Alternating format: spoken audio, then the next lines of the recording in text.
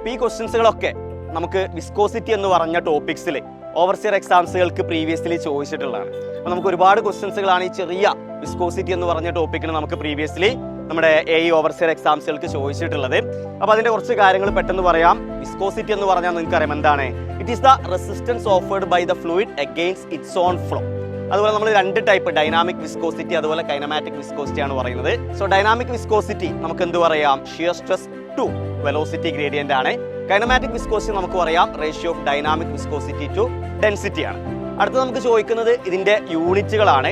Dynamic വിസ്കോസിറ്റിയുടെ SI unit വരുന്നത് newton second per metre square ആണെങ്കിൽ CGS യൂണിറ്റ് വരുന്നത് പോയിസ് ആണ്.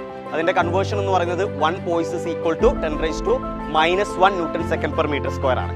കൈനമാറ്റിക് വിസ്കോസിറ്റിയുടെ യൂണിറ്റ് എന്ന് പറയുന്നത് മീറ്റർ സ്ക്വയർ പെർ സെക്കൻഡ് ആണ് SI യൂണിറ്റിലെങ്കിൽ CGS യൂണിറ്റിൽ വരുന്നത് സ്റ്റോക്ക് ആണ്. 1 stoke is equal to 10⁻⁻4 metre square per second ആണ്. അടുത്തതായിട്ട് ടെമ്പറേച്ചറും വിസ്കോസിറ്റിയും തമ്മിലുള്ള റിലേഷൻ ആണ്.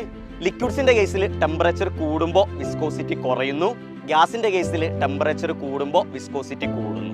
ടെമ്പറേച്ചർ കുറയുമ്പോൾ ഇതിന്റെ ഓപ്പോസിറ്റ് ആണ് വരുന്നത്. അപ്പോൾ ഇനി എന്ത് ചെയ്യുക? നിങ്ങൾ ഈ പറഞ്ഞ 4 ക്വസ്റ്റ്യൻസുകളുടെയും ആൻസർ ഈ പറയുന്ന കമന്റിൽ നിങ്ങളൊന്ന് പറയാം.